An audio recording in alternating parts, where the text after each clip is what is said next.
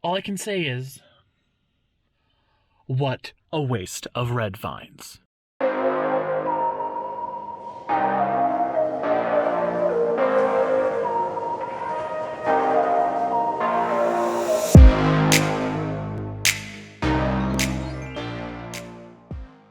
Hello everyone, welcome back. This is going to be a segment of eReview, and for my first time back to doing reviews, I will be doing a movie review. I know, shocker, but also not just a shocker because it's going to be a horror film, and anybody who knows me knows that I am a sucker and I am scared of horror films. In fact, if you watch my vlog next week, you'll know that I even went out and I did the extra steps of going and getting red vines. Anybody who knows me knows that if I get red vines, I am anticipating there being a lot of fear. Was there a lot of fear? Debatable. I want to review this for you guys because it was a setup that I was sent to from my friend. He said, oh, this movie looks so scary, I couldn't watch it because of like clowns and all the ways that this trailer looked. One, I listened to him, I didn't look up a trailer. Two, I didn't look up any background information, no synopsis. And three, I didn't even look up who was in it. The only thing he told me was that Stryker from X2 was in it, and I like Stryker. The X2 is one of my favorite X-Men films because of Jean Grey's story arc with the Dark Phoenix just beginning in that movie. But we're not here to talk about X-Men, we're here to talk about Separation. Also called Parati. I don't know what that means, but when I went to the theater, I asked them directly. I was like, is this a foreign film? I just want to make sure because you're selling it as Separation, but the poster says Parati, and I just wanted to make sure I had the correct film. Because I've gone to the wrong film before on accident, and I didn't want that to happen again. The breakdown how this is going to work, once I start doing the movie review, I'll eventually get to the part where I have no choice but to give movie spoilers, and you guys can skip over that. I'll include a chapter if you don't want any spoilers, that's fine. Basically, the film starts off at the end of a marriage between a husband and wife, and it's kind of a look at the mentality of a child seeing their parents fight all the time. Not only is there a child, there's also a nanny, and the nanny is the reason why the mom wants out, because she starts to suspect the husband might be doing something. Is the husband doing something? That's debatable, but I won't get into my problem with this entire story arc until later, only because it's a story arc that is done in everything, so I felt like there was nothing new added. Eventually something happens and this creature starts appearing to the daughter, and basically as the movie progresses, this creature latches onto the daughter even further. The creature's kind of asking the daughter to go with her to another plane, and any smart person would be like, oh, you should definitely keep an eye out on your daughter to make sure that doesn't happen. Is the father in this movie smart? Not so much. This is the part where I'm gonna tell you, if you don't want spoilers, you should cut it out and leave. And the reason why I'm saying that is because I cannot review this film without spoilers. Number one thing that made me mad is I went in and I got my red vines, I dedicated my time, I was like, I am prepared to be stressed, I'm prepared to be fearing for my life, I'm preparing for everything to end, and then what happens? Nothing. A giant of nothing. Like, I was like, oh, I'm gonna get scared. Ooh, it's coming up. We're going into jump scares. We're gonna have something scary. Because basically the film starts off, it's one of the most beautiful intros I've ever seen to a film, and that's something that I feel like people, if it comes out or doesn't come out, you should at least look up the title sequence, because the title sequence was done by an illustrator, and you can tell, because the entire time, like, the names are coming up in the beginning, it's like watercolor being dropped onto a canvas. And not only that, but as that goes away, you get like an actual illustrator who's drawing for you, and it was so beautiful that I was like, oh, this is gonna be one of those very creative, like, artistic movies. I'm gonna love this so much. And then the movie started. And then the movie started. Did you hear that? And then the movie started. For everyone out there, especially anybody who is into film, who was like, what's the bar, like, you can't go below? This film, and I'm gonna be 100% honest with you, this film made me feel like I was watching The Room, which already feels like a terrible movie to sit down through unless you're just there to enjoy and laugh at how serious it's trying to be when it just looks ridiculous. I did not. Oh, hi, Mark. There's at least some level of enjoyment.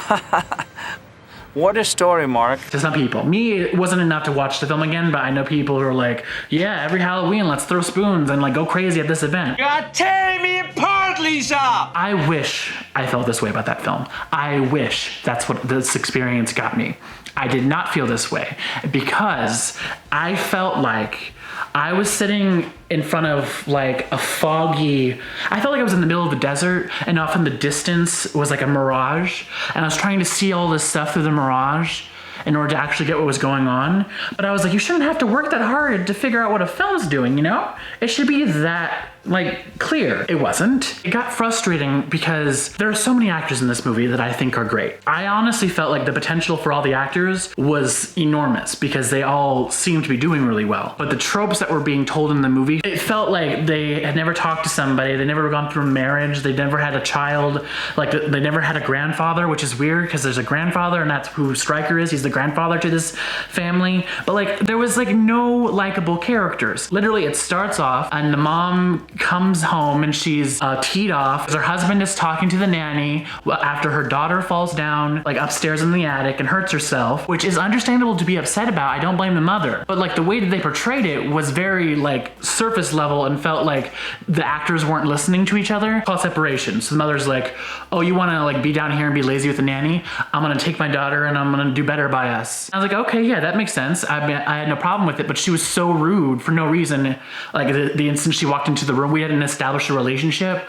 And I was like, I feel like you needed a little bit more of that before she just comes in and is completely rude. So, because it made her an unlikable character. She files for a divorce. It goes into the courtroom and they're filing for divorce. And then she tells her husband, who has no job, doesn't pay rent, and basically is living off her, that she wants full custody of her child. She's on the phone because she's upset with her husband. All of a sudden she gets hit by a car. Just bam. After the mother dies, that's when the creature comes in. There's no like horror setup. Basically the dad, after the wife dies, he has to prove that he's capable of taking care of his daughter because the wife wanted to have full custody. Now the grandpa, mean little Mr. Stryker, has to go in and get the daughter because that's what his daughter's last wish was. That's a huge jump for any audience to agree with, but okay, we'll go with it. So he gets this job, he's starting to do well, and then all of a sudden the ghost is like having a heavy hand, and then what happens is the daughter's like trying to process her mother's death, and then she's scared of this monster, and the monster appears in her bedroom. She calls her dad in and tells her the monster's scaring her, and then the dad's like, well, why do you just assume that it's a monster? It's because it looks scary? Look at all these dolls I made you, they're scary. She's like, I shouldn't be scared. And he's like, no, you should just be their friends. Like, you're all their friends. He's thinking that he thinks it's a imaginary friend. But in my head, I'm watching the scene and I'm like, no, because like even as a safety precaution, I don't believe in any of this stuff. But as a safety precaution, I would never be like, oh yeah, you see a creature? You think it looks scary? Well, you just nuzzle on up to it and you make it your best friend. You make it to your No. You're like, hey creature, I want to sleep. You stay over there. I'm gonna stay in my bed. I'm gonna have my covers up, but you get away from me. This is the time you step up and do the thing your wife didn't believe in you, because you're basically just told your daughter to like, who's impressionable, to go befriend a demon type character in hopes that she doesn't leave with it at the end because she's opened herself up to, I don't know, possession or any of that kind of supernatural stuff. And then all of a sudden the nanny's taking care of the father and her daughter, and the dad's like drawing in at work, and all of a sudden her daughter, who's allergic to peanuts, is falling on the ground. He has to go and like save her, but this makes the demon come after the nanny character. And at that point I was like, there's something going on. This is not enough. Something's going wrong.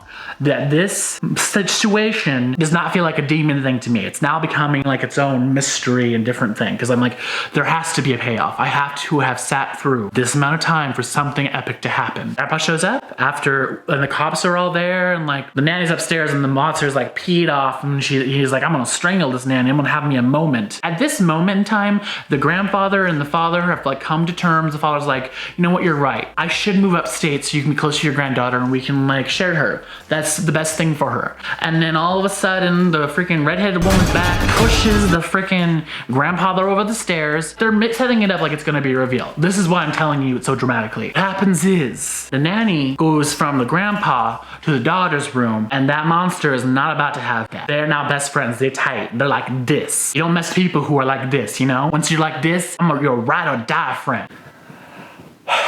exhausted. The dad runs into the house. The grandpa's on the stairs, and his first thought was, I heard a scream from my daughter. Something could be going on, but let me stop on the almost unconscious and dead guy so he can hold up his phone like that's neatly propped. Even if you're passed out, you don't hold up your phone like this so like you can like read what's on the screen. No, you don't do that. The grandpa's neck was like bent up. It was like crooked. I don't know how the guy's alive, but he's not about like trying to get you so you can see the selfie. It's like, what the grandpa's showing the father is there was a car that just over the mother, and he's been investigating. And so what the grandfather's showing him is the results of the investigation. And at the bottom, there's an image of a license of the person who is registered to the car. And that's what he's reading when the nanny comes downstairs. And then the dad's like, is this you? Did you murder my wife? You beep.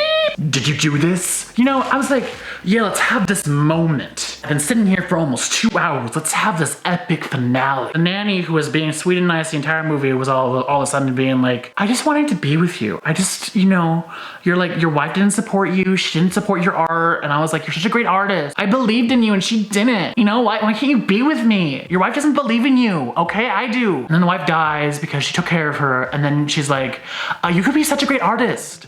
Your daughter's just like there. She doesn't help you. She just goes over there and watches her tablet. I mean, you could be drawing in the time that she's watching her tablet being silent and being good. I had to get rid of her. That's why I had to give her like peanuts. It makes total sense. That was like the gist of how stupid the villain speech was, but I just wanted you to feel the ridiculousness of it. Camera's doing like a circle shot as they're shuffling around. And like in New York, there's no room for you to do a circle like karate like moment with like the villain. Like there's no room. We're like, that's what we're getting. Like we're circling, and then all of a sudden like a compass, it stops, and like the dad's on the opposite side, and then there's the nanny, and then because we now know who the actual villain is, it's not the monster. Behind her, we see like Mama, and Mama's like, oh yeah, you about to get it, and oh boy did she get it. She got it good. The Mama wasn't done. She was like, yeah, I remembered me telling you that you were going off and you were trying to be with this nanny, and she's talking about trying to kill my daughter. She killed me. You're in on it. And the daughter's like, no, Mom, don't do it. And then like the monster mom and like the dad mom, they're arguing because they're separating, not for just from life and death, but like from marriage. So it's a big deal. And like things are happening. We don't want to like, make the daughter upset. So she has to run upstairs and cause a scene. She runs upstairs. She has to go into the attic, back to the place where she fell down and hurt herself in the beginning of the movie.